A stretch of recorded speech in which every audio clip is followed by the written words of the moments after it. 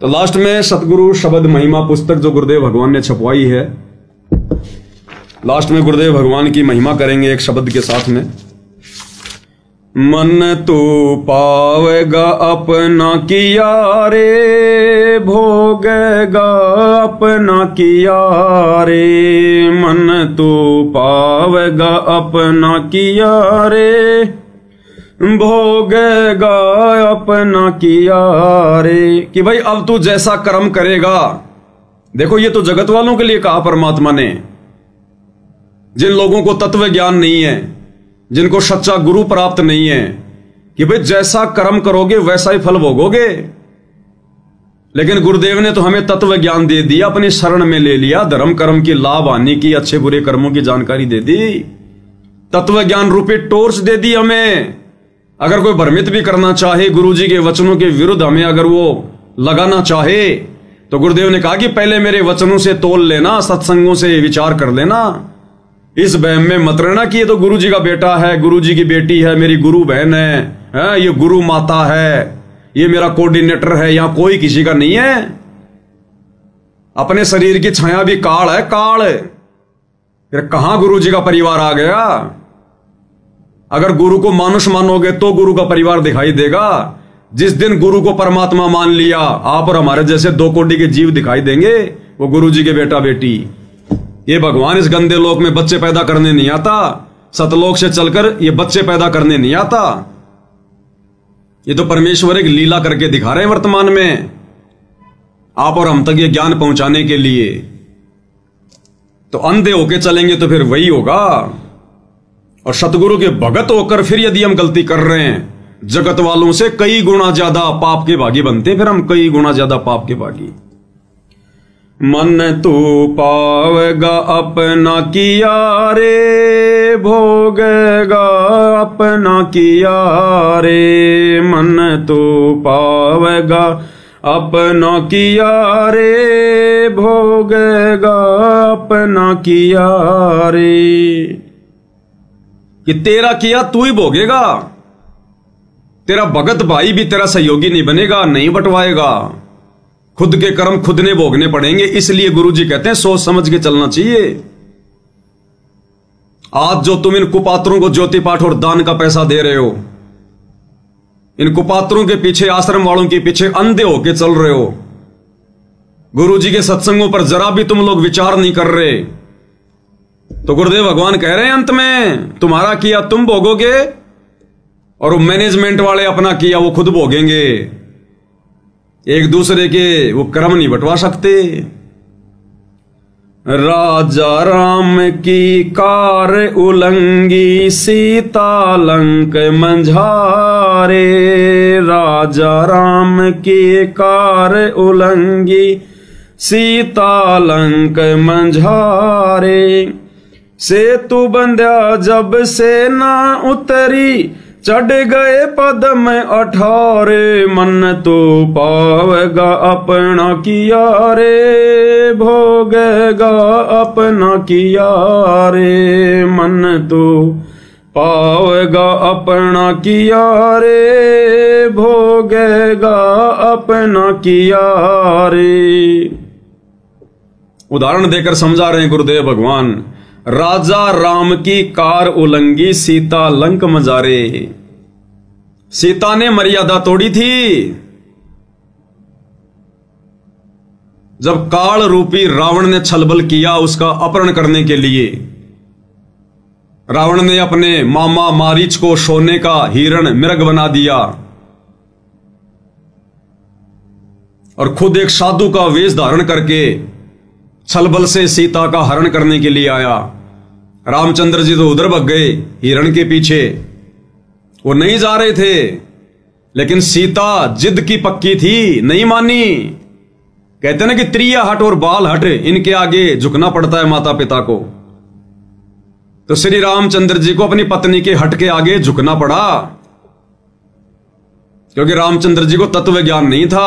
अगर वर्तमान का कोई भगत होता तो 2 मिनट में कह देता भगवान तने जो करना कर, तेरे लिए मैं मेरी मर्यादा तोड़ूंगा क्या? मैं मूर्ख हूं क्या?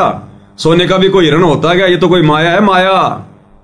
लेकिन उसको तत्व ज्ञान नहीं था भाई, और उसके सिर पे काल बैठा था। इसलिए सोने के हिरण के पीछे दौड़ लगा दी। अब हम जिसको सीता माता कह के जिसकी पूजा किया करते थे, वो अपने पति की भी बात नहीं माना करती थी। अपने पति की भी बात, वो पतिव्रता भी नहीं थी ढंग से। पतिव्रता केवल वो ही नहीं होती जो अपने पति के अलावा किसी और से शारीरिक संबंध ना बनाए।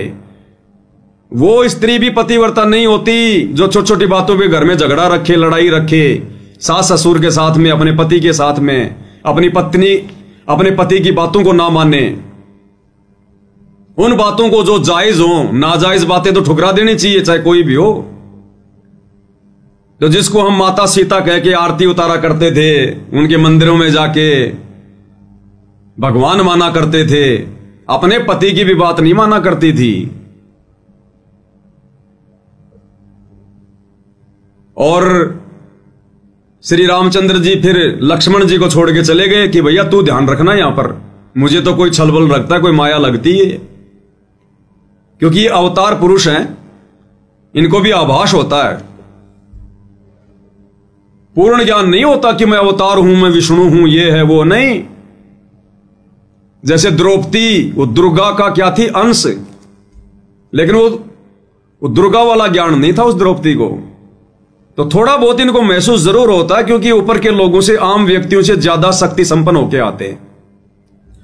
तो श्री रामचंद्र जी ने कहा कि मुझे कोई छलबल लगता है, कोई माया लगती है राक्षसों की, और तू यहां रहना सीता के पास में, ध्यान रखना, ये नहीं मानने वाली है, नहीं तो फिर शाम को फिर खाना नहीं मिलेगा अपने को आज। तो रामचंद्र जी तो चले गए, पीछे से लक्ष्मण जी। अब उधर से वो माया थी, काल का जाल था। श्री रामचंद्र जी की आवाज में उधर से आवाज निकाली, आकाशवाणी हुई, हाय भाई मर गया, हाय भाई मर गया। अब देखो भाई और बहनों, ये एआई तो आजकल आई है जो किसी की भी आवाज की टू कॉपी कर देती है। अब बताओ, त्रेता युग में भी एआई थी? आकाशवाणी श्री रामचंद्र जी की आवाज में हुई, बिना मोबाइलों के, बिना एआई के। ये आध्यात्मिक विज्ञान के आगे, ये वर्तमान की भौतिक विज्ञान, ये वैज्ञानिकों परमात्मा से थोड़ी बहुत लेके ये प्रेरणा, और ये टीवी, रेडियो, इंटरनेट मोबाइल बना लिया, अपने आप को भगवान समझ बैठे। त्रेता में कहां थी तुम्हारी एआई, कहां थी तुम्हारी विज्ञान? आध्यात्मिक विज्ञान के आगे 0/0 है ये वर्तमान की विज्ञान, 0। आकाशवाणी हुई श्री रामचंद्र जी की आवाज में, और सीता घबरा गई कि तेरे भाई पे संकट आ गया, तू जा तेरे भाई को बचाने। अब ये दुनिया वालों ने शिक्षा लेनी चाहिए। अरे दुनिया जिस श्री रामचंद्र जी को सर्वशक्तिमान मान के, तीनों लोगों का स्वामी मान के, भगवान मान के पूज रही है, उस सीता को भी उस राम पे विश्वास नहीं था कि वो 1-2 राक्षसों का भी सामना कर लेगा। जब सुनी आवाज, हाय भाई मर गया, हाय भाई मर गया, तो सीता घबरा गई और कह रही है, जा तेरा भाई संकट में है, श्री राम संकट में है। अरे राम ही संकट में आ गया तो फिर काहे का राम है? फिर भक्तों का क्या संकट निवारण करेगा जब खुद ही संकट में आ गया? तो ये अध्यात्म से भाई और बहनों समझ में आएंगी सारी बातें। दुनिया विचार नहीं कर सकती बिना सतगुरु के, बिना उनके तत्व ज्ञान के। दुनिया चले ना श्री राम के बिना, और राम जी चले ना हनुमान के बिना। राम जी तो वहां कर रहे, हाय भाई मर गया, हाय भाई मर गया, और सीता को विश्वास नहीं हो रहा। उसने सोच लिया मर सकता है, कोई बड़ी बात नहीं है। और लक्ष्मण को बोले तू जा। लक्ष्मण बोला, नहीं भाभी, मुझे कोई काल का षड्यंत्र लगता है, ये कोई माया है, मेरे भाई पे संकट नहीं आ सकता। तो गुरुदेव ने बताया, अंत में सीता ने ऐसी कटी जली बातें कह दी कि तू तो ये चाहता कि तेरा भाई मर जाए और तू मुझे अपनी पत्नी बना ले, तेरी नीयत में खोट है। अंत में यहां तक सीता ने बोल दिया, जिसको हम माता कह के जिसकी पूजा करते हैं। अरे जिस माता सीता का अपने देवर के साथ में ऐसा व्यवहार है, आप और हम कलयुग के भगत उसके क्या लगे? कितनी मंदिर में जाके घंटियां खुड़कवा लो, कितनी जय राम सीताराम कर लो, कुछ नहीं होने वाला। जो अपने देवर के साथ में ऐसा व्यवहार कर सकती है, अपने देवर के ऊपर भी शंका व्यक्त कर सकती है, वो लक्ष्मण जिसने 14 साल तक अपनी पत्नी को त्याग कर अपने भैया और भाभी की सुरक्षा के लिए उनके साथ में रहा, अंत में उसको यह फल मिला। तो ये फल मिलता है जगत की गुलामी का। अंत में बेचारा दुखी होकर चला गया, लेकिन जाने से पहले एक रेखा खींच गया सीता के चारों तरफ, कोई मंत्र बोल के। उसको लक्ष्मण रेखा तो आप और हम बोलते हैं, असल में वो कोई सिद्धि थी जो मंत्र बोल के एक रेखा खींच दी। उसने नहीं कहा था कि मैंने लक्ष्मण रेखा खींच दी, वो तो हम कह रहे हैं क्योंकि लक्ष्मण ने खींची थी, इसलिए हमने उसको लक्ष्मण रेखा का नाम दे दिया। और रेखा का नाम नहीं था लक्ष्मण रेखा, लक्ष्मण ने खींची इसलिए हम लोग बोलने लग गए। वो तो उसने कोई अपना कोई जंत्र मंत्र बोल के, जो भी उसके पास में कोई सिद्धि थी, उसने वो रेखा खींच दी और बोला इससे बाहर मत जाना और हमारे पे इतना तो रहम कर देना तू देवी। अब जो भाई जो पहले ही मर्यादा में नहीं है, अपने पति के साथ में जिद करके उसे भेज दिया, अपने देवर को उल्टी सीधी बातें बोल के उसको निकाल दिया। अब वो कहां लक्ष्मण रेखा में रहने वाली थी। इतने में उधर से रावण आ गए, भिक्षाम दे माई, भिक्षाम दे माई, साधु का रूप बना के, संत का रूप बना के, आटा मांगने के लिए। तो सीता ने कहा कि महाराज जी आ जाओ, अंदर ले जाओ। तो जैसे रावण अंदर होने लगा प्रवेश, तो गुरुदेव ने बताया कि ऐसे उसमें आग की लपटें निकली। रावण घबरा गया कि ये तो कोई मंत्रित रेखा है। फिर रावण ने दूसरा जो है वो तरीका अपनाया, उसको डराया। इसी प्रकार भाई और बहनों, गुरुदेव ने हमें जो भक्ति दे दी, जो मर्यादा दे दी, जो मंत्र दे दी, अगर मर्यादा में रह के जाप करेंगे, ये हमारे को नुकसान नहीं पहुंचा सकता। ये काल, और ये काल आता फिर कि इन्होंने मेरी भक्ति कैसे छोड़ दी, मेरी पूजा पाठ इन्होंने कैसे छोड़ दी। और जब ये हमारे पास आता है तो परमात्मा ने रक्षा कवच बना रखा होता है भगत के घर के, भगत के चारों तरफ। और इस काल को टक्कर लगती है, फिर ये देखता कि भाई जरूर इसने किसी परम संत की शरण ग्रहण कर ली। अब अंदर तो आ नहीं सकता, नुकसान तो ये हमें दे नहीं सकता वैसे, जब तक मर्यादा में रहेंगे। फिर ये काल क्या करेगा, ये रावण की तरह हमें डराएगा। हमारे रिश्तेदार, किसी का पति, किसी की पत्नी, समाज वाले जहां काम धंधा करते हैं वो, फिर वो हमें डराएंगे काल प्रेरणा से। काल उनके माध्यम से हमारी मर्यादा तोड़वाएगा। जैसे उसके बाद में रावण ने सीता को फिर डरा धमका के, उसके मन में डर पैदा करके कि मैं श्राप दे दूंगा तेरे को, साधु संत अगर घर से बिना भिक्षा लिए जाएंगे तो अनर्थ हो जाएगा, मैं श्राप दे दूंगा। इसी प्रकार ये काला आप और हमें फिर डरवाएगा, और तेरा ये नुकसान हो जाएगा, तेरे एक ही बेटा है, कल को वो मर गया तो क्या फलना दिखना। और भक्ति तो हम भी करते हैं, काहे के नियम, काहे की इतनी मर्यादा, किसी का खाना भी नहीं, किसी की ब्याह शादी में भी नहीं। फिर ये डराएगा हमें रावण की तरह। डर गया वो, मर गया। अब सीता डर गई कि सच में कहीं कोई श्राप ना दे दे। अब गुरुदेव ने बताया कि उस नादान ने विचार नहीं किया। अगर ये इतना बड़ा साधु संत महात्मा होता, इसके पास इतनी सिद्धि होती, तो लक्ष्मण रेखा को पार करके ना जाता। जिससे एक छोटी सी रेखा भी पार नहीं हो रही, उसके डराने से तू क्यों डर रही है, तेरा क्या बिगाड़ देगा वो। लेकिन वो डर गई, कोई तत्व ज्ञान तो था नहीं, और उसने वो लक्ष्मण रेखा पार कर दी, ये सोचकर कि साधु महात्मा ही तो है, क्या फर्क पड़ेगा, अभी जाके आटा दे के आ जाती हूं। और 12 साल लग गए फिर उसको आने में, 12 साल। जो ये सोच रही थी ना क्या फर्क पड़ता है, अभी गई अभी आई, 12 साल लग गए और करोड़ों व्यक्ति मरवा दिए, करोड़ों व्यक्ति उनका पाप अपने सिर पर और धर लिया। तो इसी प्रकार गुरुदेव भगवान कहते हैं, भोगेगा अपना किया रे, पावेगा अपना किया रे। कि गुरु ने तो भक्तों को मर्यादा दे दी, भक्ति दे दी, धर्म कर्म की लाभ आने की जानकारी पर बता दी। काल तुम्हें कब नुकसान पहुंचाएगा, कब नुकसान नहीं पहुंचा सकता।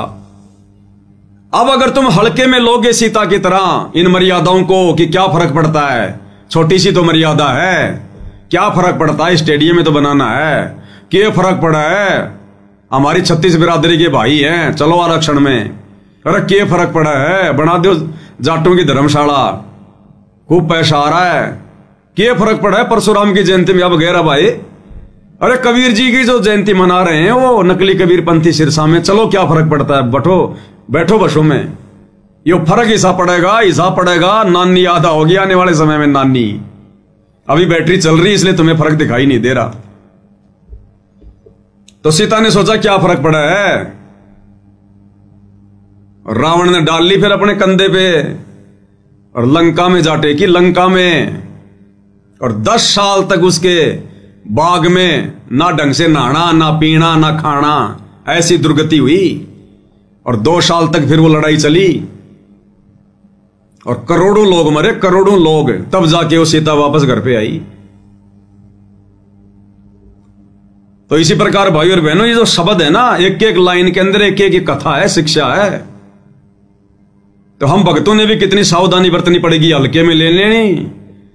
वो लक्ष्मण रेखा थी तो ये सतगुरु रेखा है, मर्यादा। ये जो मर्यादा गुरुदेव ने दे दी ना, ये गुरु रेखा है, सतगुरु रेखा है। वो लक्ष्मण रेखा थी तो ये सतगुरु रेखा है। वो लक्ष्मण ने खींची थी, ये सतगुरु ने बताई है। तो लक्ष्मण रेखा तोड़ने से अगर इतना नुकसान हो सकता है तो सतगुरु रेखा तोड़ोगे तो क्या होगा, उससे कई गुना ज्यादा, अनंत गुना ज्यादा। इसलिए मर्यादाओं की आवश्यकता है भक्ति मार्ग में। और रावण का भी सत्यानाश नहीं होता। अकेली सीता के अपहरण करने से रावण का सत्यानाश नहीं होता। रावण का सत्यानाश गुरुदेव ने बताया, उसने साधु संत महात्माओं की वेशभूषा बना के उसने साधु बाणे को उसने लज्जित किया, उसने अन्नदेव का अपमान किया। वो कुकर्म करने के लिए काल तो साधु महात्माओं को भी बदनाम करवाना चाहता था ना उस समय, कि लोगों का भक्ति से विश्वास उठ जाए। इसलिए रावण को उसने प्रेरणा की कि तू संत का रूप बना, ताकि संतों से लोगों का विश्वास उठ जाए। और संत रूप में भगवान धरती पे आता है, तो ये काल की चाल थी। तो रावण को इस बात की सजा मिली कि उसने संत वेशभूषा को बदनाम करना चाहा, जिस वेशभूषा में यहां परमात्मा आता है।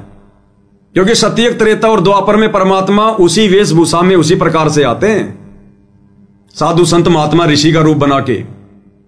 काल ने उसी को बदनाम जो है वो करवाना चाहा। तो पहली सजा तो इस बात की मिली कि उसने संत वेशभूषा का उसने दुरुपयोग किया। जिस साधु बाणे में लोगों को ज्ञान समझाना था, धार्मिक काम करने थे, उसने सीता का अपहरण करने जैसा दुष्कृत्य किया। दूसरा, सीता का अपहरण करने के लिए उसने अन्नदेव का सहारा लिया, आटा, अन्न, इसलिए उसको सजा मिली। उसने अन्नदेव का उसने अपमान किया, अन्न के बहाने कि भिक्षाम दे माई, आटा दे। उसने अन्नदेव का अपमान किया, इसलिए फिर रावण की भी दुर्गति हुई। तो परमेश्वर आप और हमें समझाना चाहते हैं शब्द के माध्यम से। गुरुदेव का मकसद को रामायण समझाना नहीं है, ये रामायण तो हमने बहुत पढ़ रखी है। इन उदाहरणों के माध्यम से गुरुदेव समझाना चाहते हैं कि तुम्हारे साथ भी वही है। तुम अपने आप को सीता समझ लेना, हम भगत है सीता, और हमारे गुरुदेव हैं लक्ष्मण, जिन्होंने भक्ति देके और हमारे को मर्यादाओं में बांध दिया कि इस मर्यादाओं से बाहर मत जाना। जब तक हंसा हमारी आना और काल लगे ना तेरा बाणा। लक्ष्मण ने भी ये कहा था, भाभी जब तक इस रेखा के अंदर रहेगी तेरे ऊपर कोई आपत्ति नहीं आएगी। और गुरुदेव भी यही कहते हैं कि जब तक मेरी आन कान में रहोगे, मेरी मर्यादाओं में रहोगे, काल तुम्हारा कुछ नहीं बिगाड़ सकता। और रावण समझ लेना, काल वो छलबल करके और लक्ष्मण रेखा से बाहर निकालेगा, सतगुरु मर्यादाओं से, सतगुरु रेखा से बाहर निकालेगा। और अगर मर्यादाओं से बाहर निकले इन मैनेजमेंट वालों की तरह, फिर देखना चोटी पकड़ पकड़ के ले जाएगा, समय आते ही चोटी पकड़ पकड़ के। सतगुरु कुछ नहीं करेगा। जैसे लक्ष्मण की लक्ष्मण रेखा तोड़ी तो लक्ष्मण भी बचाव नहीं कर पाया और राम भी बचाव नहीं कर पाया। तो सतगुरु की अगर रेखा तोड़ेंगे, मर्यादा तोड़ेंगे, सतगुरु कुछ नहीं करेगा। तो कहते हैं, राजा राम की कार उलंगी और सीता लंक मंजारे, और सेतु बंध्या जब सेना उतरी चढ़ गए पदम 18। 18 पदम सेना गई थी, 18 पदम। और सेतु बंध्या जब सेना उतरी, गुरुदेव ने विस्तार से हमें सत्संगों में बता रखा है कि मुनिंदर ऋषि के रूप में श्री रामचंद्र जी का पुल भी कबीर परमेश्वर ने बनवाया, अपने गुरुदेव भगवान ने बनाया, जो उस समय मुनिंदर ऋषि के रूप में आए हुए थे। यानी सारे कार्य करने वाले ये परमेश्वर ही हैं। मन तू पावेगा अपना किया रे, भोगेगा अपना किया रे। लंका तोड़ बिलंका रे तोड़ी, महारावण से मारे। लंका तोड़ बिलंका रे तोड़ी, महारावण से मारे। 10 मस्तक रावण के काटे, विभीषण को राज दिया रे। मन तो पावेगा अपना किया रे, भोगेगा अपना किया रे। मन तो पावेगा अपना किया रे, भोगेगा अपना किया रे। अब ये सारे कार्य करने वाले कबीर भगवान सतगुरु रामपाल जी थे। श्री रामचंद्र जी की, विष्णु जी की औकात नहीं थी कि वो रावण को मार के और सीता को वापस लेकर आ जाए। ये कार्य भी कबीर भगवान ने किया राम का रूप बना के, जो गुरुदेव ने हमें सुख संवेद से पढ़ाया गरीबदास जी की वाणियों से। लंका तोड़ बिलंका रे तोड़ी, महारावण से मारे। रावण का भाई था महारावण, वो पाताल लोक में रहता था। पाताल लोक का राज्य था उसके पास, रावण के भाई का, महारावण का। तो गुरुदेव कहते हैं पहले तो लंका तोड़ी और उसके बाद में बिलंका तोड़ी, महारावण की नगरी। और रावण को भी मारा और महारावण को भी मारा। किसने? कबीर भगवान ने। जो कबीर भगवान वर्तमान में सतगुरु रामपाल जी के रूप में आए हुए हैं, इन्होंने ही रावण को भी मारा श्री राम का रूप बना के, और महारावण को भी मारा पाताल में जाके हनुमान जी का रूप बना के। और पाताल लोक में महारावण को मारकर लक्ष्मण और राम को छुड़वा कर कौन लाया? कबीर भगवान सतगुरु रामपाल जी। ये परमेश्वर करता है सारे कार्य, और कोई नहीं है यहां करने वाला। परमात्मा कहते हैं सारे खेल हमने किए, हमसे मिले सो निश्चय जिए। एक छोटा सा सत्संग गुरुदेव भगवान के मुख कमल से, ताकि हमें विश्वास हो कि भाई ये करे करावे साइयां, मन में लहर उठा, दादू सिर दर जीव का आप बगल हो जा। सारे खेल करने वाले यही कबीर भगवान है। सुनिएगा। और फिर ये भी कहा परमात्मा ने कि हमने ही रावण को मारा। काफी दिन हो गए थे युद्ध होते ने, रावण श्री रामचंद्र जी पर मरा नहीं था। तो परमेश्वर कहते हमने ही उसे राम को के माध्यम से, यानी अपनी उसका हमने तीर ठोका उसका, और मारता दिखता श्री राम, निशाना हमने साधा था उसका, तब वो रावण मरा था। क्या बताते हैं? हम ही रावण मार लंका पर करी चढ़ाई, हम ही 10 सिर मार देवतन की बंद छुटाई। हम ही राम रहीम करीम पूर्ण करतारा, हम ही बांधे सेतु चढ़े संग पद्म 18। हमने ही उस सेतु यानी पुल को हमने ही बांधा था अपनी शक्ति से। तो क्या कह रहे परमात्मा? सेतु बंध्या जब सेना उतरी और चढ़ गए पद्म 18। तो क्या कह रहे हैं गुरुदेव कि तुम्हारे राम से, विष्णु से तो रावण भी नहीं मर रहा था, और 6 महीने हो गए थे रावण की नाभि में तीर से निशाना लगाते हुए श्री रामचंद्र जी को। और रावण इतना बड़ा उपराक्रमी था, अपनी नाभि में तीर नहीं लगने दे रहा था। राम को तो यह भी नहीं पता था ये मरेगा कैसे। बहुत दुखी हो गया था, रोने लग गया था कि भगवान ये राक्षस तो मरता ही नहीं है। तब विभीषण ने बताया कि इसकी नाभि में अमृत कुंड है, जब तक तीर मार के उसको नहीं सुखाओगे ये नहीं मरेगा। ये पता होने के बाद भी 6 महीने हो गए श्री रामचंद्र जी को उसके नाभि में तीर मारते हुए। लाखों तीर मार दिए होंगे, रावण ने नाभि में तीर नहीं लगने दिया। अंत में फिर रोने लग गए, कोने में बैठ के श्री रामचंद्र, गुरुजी कहते हैं। और जब ये आत्मा पुकार करती है तब वो परमात्मा सुनता है। राम कृष्ण सतगुरु शहजादे, भक्ति कारण यूं हुए पियादे। ये भी बेचारे भक्ति के लिए निकले थे, कलयुग की पिछली पीढ़ी में भी आए थे, लेकिन रह गए, फिर काल ने ठग लिया, मर्यादा तोड़ दी, काल के हत्थे चढ़ गए, बन गए ब्रह्मा विष्णु महेश, फिर ऐसे दुर्गति करता है इनके नीचे भेज के। लेकिन फिर परमात्मा अपनी आत्माओं के पीछे पीछे दौड़ता रहता है। गोता मारूं स्वर्ग में, जा बैठूं पाताल, गरीब दास ढूंढता फिरूं अपने हीरे मोती लाल, और पहुंचूंगा क्षण एक में जन अपने के काज, हिरणा कुश उधर विदारा, नरसिंह जी उधर ल्यूं साज। तो आत्मा तो परमात्मा की है, चाहे विष्णु हो, चाहे ब्रह्मा हो, चाहे शिव हो, चाहे राम हो, चाहे कृष्ण हो। परमात्मा पहुंच गए वहां पर सूक्ष्म रूप में। और रामचंद्र जी ने फिर लगाया निशाना, तो परमात्मा ने पकड़े फिर उसके तीर कमान, उसके हाथ, उसके हाथों पे धरा अपना हाथ, दुनिया को दिखाई दे रहा है रामचंद्र, और निशाना मारा कबीर भगवान सतगुरु रामपाल जी ने, और एक ही तीर में वो रावण चित्त। तो गुरुदेव कह रहे हैं, राजा राम की कार उलंगी, सीता लंक मंजारे, सेतु बंध्या जब सेना उतरी, चढ़ गए पदम अटारे, मन तू पावेगा अपना किया रे, भोगेगा अपना किया रे।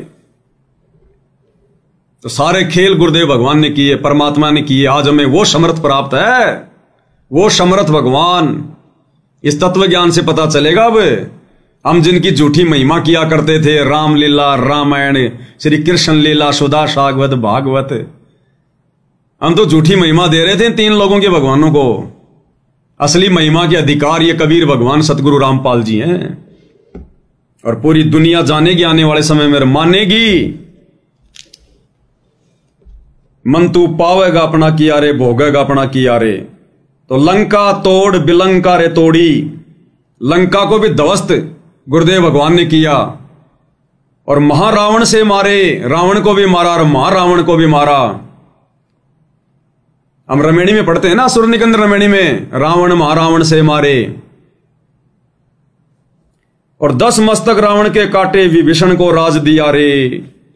रावण के 10 मस्तक भी भगवान ने काटे, कबीर भगवान ने। अन्यथा शंकर जी का वरदान रामचंद्र जी कैसे काट देगा उसके शीश? वो तो अवतार रूप में आए हुए थे सीमित शक्तियां लेके। तो कबीर भगवान सतगुरु रामपाल जी ने ही श्री रामचंद्र जी का रूप बनाकर सूक्ष्म और 10 मस्तक रावण के काटे थे, क्योंकि वो 10 मस्तक काटे बिना नाभि में तीर नहीं लग सकता था। और विभीषण को राज दिया रे, और रावण के मरने के बाद में लंका का राजा विभीषण को वो राज्य दशरथ पुत्र रामचंद्र ने नहीं दिया। ये परमात्मा बुद्धि चेंज करता है।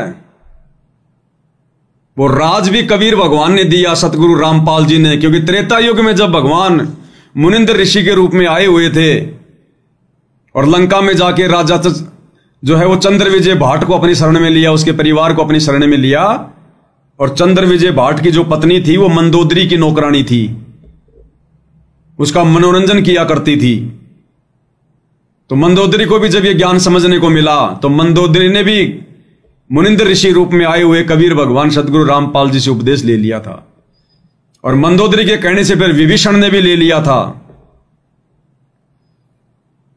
क्योंकि भाइयों और बहनों, लंका में तो कोई श्री राम का नाम भी नहीं जानता था, और हम लोग सुना करते थे कि जब सीता जी की खोज करने के लिए हनुमान लंका में गया तो वो देख रहा था जा जाके एक जगह, जब वो ऊपर से जा रहा था तो देखा कि नीचे कोई राम राम राम राम कर रहा है, कोई राम राम कर रहा है।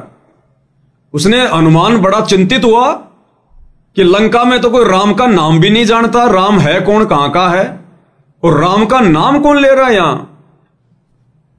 वो गया वहां पर, छुप के सुना, देखा, फिर बातचीत हुई। तो लोग फिर शंका करते हैं कि जब राम का कोई नाम ही नहीं जानता था, कभी राम कभी लंका में गया ही नहीं था उससे पहले, तो रावण का भाई कैसे राम राम राम राम जाप कर रहा था। तो अब गुरुदेव ने अपने तत्व ज्ञान में बताया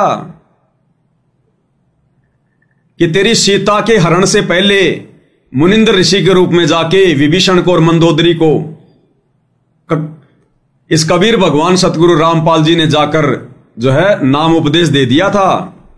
और उस समय परमात्मा ने यही मंत्र देने थे उनको भक्ति पे लगाए रखने के लिए, क्योंकि वो विष्णु को ही भगवान मानता था, इसलिए राम नाम का जाप दे दिया होगा परमात्मा ने। वो राम राम राम राम कर रहा अपना।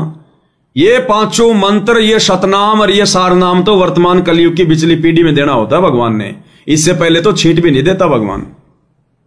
उससे पहले तो वही मंत्र देता जिनको वो भगवान मान के पूजते हैं, ताकि इनकी आस्था बनी रहे। तो ये आदि राम पूछ गया था उससे पहले, राम राम शब्द जगत बखाना है, आदि राम कोई बिरला जाना है। ये आदि राम कबीर भगवान सतगुरु रामपाल जी, ये भिन्न भिन्न वेश धारण करके और ये परमात्मा अपनी आत्माओं को शत भक्ति से जोड़ते हैं।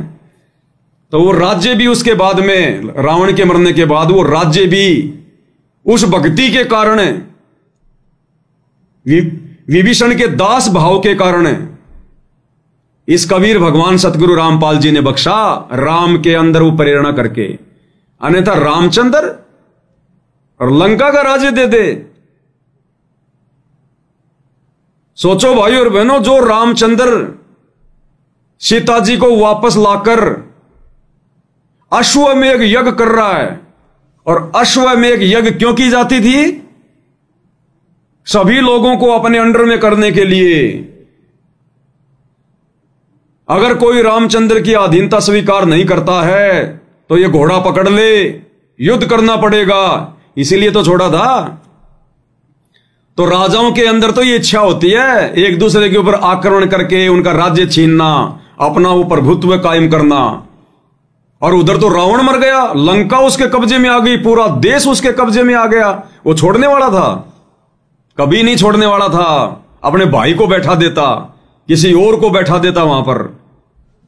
लेकिन परमात्मा ने प्रेरणा की उसके अंदर कि विभीषण ने तेरा साथ दिया है, अपने भाई का साथ छोड़कर, जो कि अधर्मी था, और इसने धर्म का साथ दिया है, इसलिए यहां का राज्य इसी को देना चाहिए। इसलिए परमात्मा ने राम के अंदर सत्प्रेरणा करके विभीषण को राज्य दिलाया। तो प्रेरणा किसकी? कबीर भगवान सतगुरु रामपाल जी की। करे करावे साइया मन में लहर उठा, दादू सिर दर जीव के आप बगल हो जा। और लोग कहते हैं ना कि रामचंद्र जी बड़े दयालु थे। काहे के दयालु थे भाई? इतिहास पढ़ोगे तब पता चलेगा। गुरुदेव भगवान ने क्या बताया, आप जी गूगल पे जाके सर्च कर लेना। अश्वमेघ यज्ञ जब किया जाता था, जिसमें वो अश्व छोड़ा जाता था, अश्व यानी घोड़ा, वो घोड़ा छोड़ा जाता था उसके गले में बांध के पट्टी। और जब वो अश्वमेघ यज्ञ वाला घोड़ा जब पूरी पृथ्वी पे घूम के वापस आता था, और जिस दिन वो अश्वमेघ यज्ञ होता था, उस दिन उस घोड़े की बलि दी जाती थी। उस घोड़े को काटा जाता था और उसके मांस को प्रसाद के रूप में बांटा जाता था। यह जानकारी तो आप जी गूगल पे जाके भी देख लेना कि अश्वमेघ यज्ञ के बाद में उस घोड़े का क्या किया जाता था। तो रामचंद्र जी ने अश्वमेघ यज्ञ किया था, भैंस यज्ञ नहीं किया था। तो काहे के दयालु थे, काहे की दया थी? वो तो जीव हत्या करते थे, जो हत्या करता वो खाता भी होगा। अरे जो लोगों को मांस बांट रहा है घोड़े का, वो प्रसाद बना बना के, तो खुद क्यों नहीं खाता होगा? अब ये हाल था इनका, जिनको हम भगवान मान के पूज रहे थे, परमात्मा मान के पूज रहे थे। दया धर्म की कोई चीज नहीं। तो अब पता चलता इस परमात्मा के तत्व ज्ञान से, भगवान की शरण में आने से। तो परमात्मा कहते हैं, लंका तोड़ बिलंका रे तोड़ी, महारावण से मारे, 10 मस्तक रावण के काटे, विभीषण को राज दिया रे। गुरुदेव कहते हैं ना, जय तन चाहिए राजपाट तो धर ले ध्यान हमारा। इस परमात्मा की भक्ति से ही मिलेगा राजपाट भी। बाकी राजनेताओं की रैलियों में धक्के खाने से, उनके चरण चाटने से सरपंची का पद भी नहीं मिलेगा, सरपंची का भी। ये गुरुजी के दोनों लड़के कहां फूल रहे हैं, चुनाव लड़ने की सोच रहे हैं, और बन भी गए तो निरे अपने कर्म फोड़ोगे, निरे अपने कर्म।